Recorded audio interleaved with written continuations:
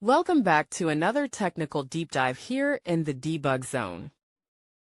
Today we're tackling a big question and breaking it down with insights from other users. Hopefully this clears up some misconceptions and helps you get the answer you need. So buckle up, stay a little curious, and let's jump right in.